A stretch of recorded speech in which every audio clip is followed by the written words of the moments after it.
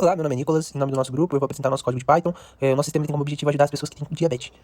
Bom, eu vou tentar ser breve porque o tempo é curto e eu vou tentar mostrar algumas funções do nosso código. Bom, algumas funções, a gente tem as funções de Find by ID, então a gente tem para consultar todas as tabelas do nosso banco de dados. Então, por exemplo, o Find by ID TB1, ele é para consultar o usuário. Então, a gente passa aqui um parâmetro consulta e o ID user é do o ID do usuário, e a consulta é uma lista que a gente vai armazenar para lá na frente poder gerar um arquivo JSON.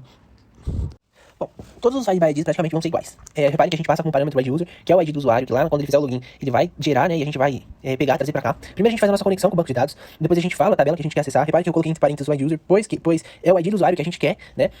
Logo em seguida a gente dá, se der certo, né, se tiver aquele ID no banco de dados, ele vai fazer um cursor.fetchall, que é pra pegar o resultado da pesquisa, e aí a gente vai percorrer o resultado, né, e vai transformar isso num dicionário, e aí a gente vai fazer aqui para printar as informações do usuário. E depois disso a gente vai salvar isso dentro de uma lista chamada consultas, que eu passo como parâmetro também todas as tabelas, todas as funções de Find by ID, pois é uma lista que no final a gente vai conseguir gerar o arquivo JSON das consultas. Então, como eu falei, todos os Find by IDs praticamente são iguais. Eu tô passando aqui, ó, o Find by ID 2 é igual, o Find by ID 3 também. A gente fez da mesma forma para todos. Bom, agora a gente tem a nossa função getAll. A gente passa como parâmetro também todos os getAll a consultas, porque ela é uma lista onde a gente vai guardar, mais uma vez como eu falei, vai guardar para poder gerar o arquivo JSON no final do código. Bom, primeiro a gente faz a nossa conexão também, seleciona a tabela que a gente quer. Nesse caso a gente quer selecionar todas as informações da tabela do usuário. Repare que nessa parte, quando ele fizer a consulta, por conta de ele estar vendo vários usuários, a senha ela vem. A gente colocou como um asterisco aqui para todas as informações da senha, ela vem com um asterisco. Então ele vai percorrer, vai ver quantos números tem a senha e vai trocar por asterisco. E aí vai aparecer para o usuário pintado na tela o asterisco. Bom, de resto, basicamente todos os getAll também vão ser iguais. A gente passa uma consulta, faz uma conexão com o banco de dados e tal. A diferença é que na tabela de paciente, que é no getAll TB2, a gente vai fazer uma formataçãozinha aqui para a data de nascimento. Bom, agora já o delete by ID, a gente tem aqui a mesma coisa, a gente passa como parâmetro o ID user, que é o ID do usuário. Porém, o delete by ID ele só vai funcionar para deletar o usuário logado. Ou seja, então, por isso a gente precisa colocar o ID aqui, para que sempre que colocar deletar usuário, ele vai deletar só o usuário logado e não todos os usuários do banco de dados. Bom, aqui como eu falei, a gente passa como ID, que basicamente é assim para todos. O delete by ID 2, mesma coisa para todos. Bom, aqui também tem o delete para deletar todos os alimentos, que é o delete all, então a gente passa delete from tb alimento, e aí deleta todos os alimentos do banco de dados. Bom, agora a gente tem os updates, a gente tem duas funções para updates, que é o update de usuário e o update de paciente. E a gente vai fazer assim, passa um parâmetro de user em um, e o res ID em outro, que é o res ID significa o ID do paciente, e o ID user o ID do usuário. São iguais as funções, o que muda é o parâmetro, né, o que a gente passou. Mas aqui a gente vai perguntar para o usuário o que ele quer alterar. Então ele pode escolher alterar o e-mail, a senha. A gente consulta se o usuário é válido. Aí quando ele digitar, ele altera a senha, salva, persiste no banco de dados. E pergunta para ele se ele deseja alterar mais alguma coisa ou não. Vale lembrar também que a gente fez validações para as entradas do usuário. Então se ele digitar, por exemplo, uma letra ou um número inválido, ele vai repetir a pergunta até ele falar que é um número, até ele falar uma opção válida, né? A mesma coisa acontece aqui em update do paciente. Tá? Como eu tô falando aqui, como eu mostrei, a única coisa que muda é só o parâmetro que a gente passou. Bom, agora a gente tem as funções para pegar as informações do usuário. Então, por exemplo, tem a informação paciente aqui, a função de informação do paciente, onde a gente vai pedir o nome completo, data de nascimento, e vai guardar tudo isso dentro de uma lista.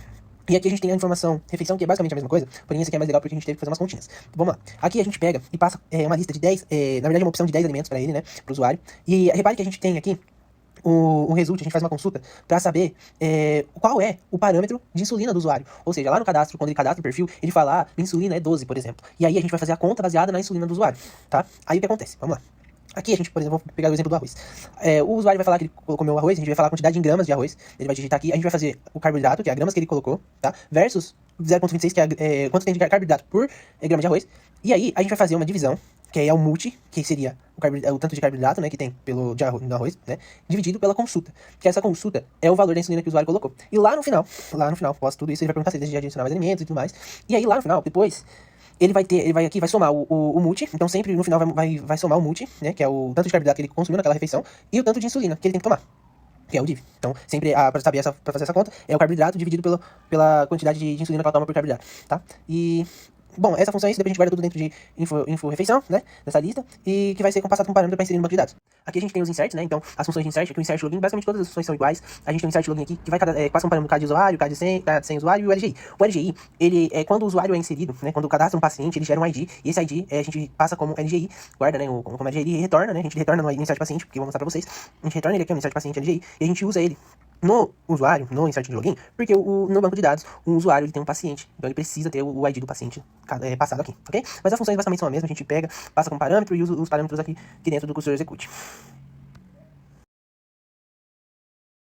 O único ali que tem uma lógica meio diferente seria o insert de histórico de glicemia, porque o usuário ele pode digitar quantos ele quiser. Então aqui, o que a gente fez? A gente fez um laço de repetição para que n comece em 0 E a gente sempre vai atualizando, né? De acordo com... A gente pega o tamanho da lista, que é o tamanho das medições. Então a gente tem uma lista chamada medições, que é lá quando o usuário vai inserir a história de glicemia, que a gente guarda aquilo numa lista, a gente vê o tamanho da lista e fala, enquanto o N for menor que a lista, vai adicionando. E aí aqui a gente passa como parâmetro medições, posição I, que, né, que a gente começa com a posição I, que o I é o 0, e aí sempre vai I mais 1 até persistir todos os dados no sistema. Bom, aqui a gente tem a função de realizar login. Aqui nessa função ele vai informar o e-mail, informar a senha. A gente vai buscar no banco de dados se existe esse e-mail e essa senha. E aqui é onde eu falei que a gente vai trazer o ID do paciente e o ID do usuário e vai guardar dentro do ID user, do ResID. E a gente vai passar com parâmetro para várias e várias outras funções. Aqui é a função para cadastrar o usuário, então o cadastro de login, então ele vai informar o e-mail, vai digitar a senha novamente para poder saber se as senhas são iguais ou não, né? E se não for igual, ele não deixa cadastrar.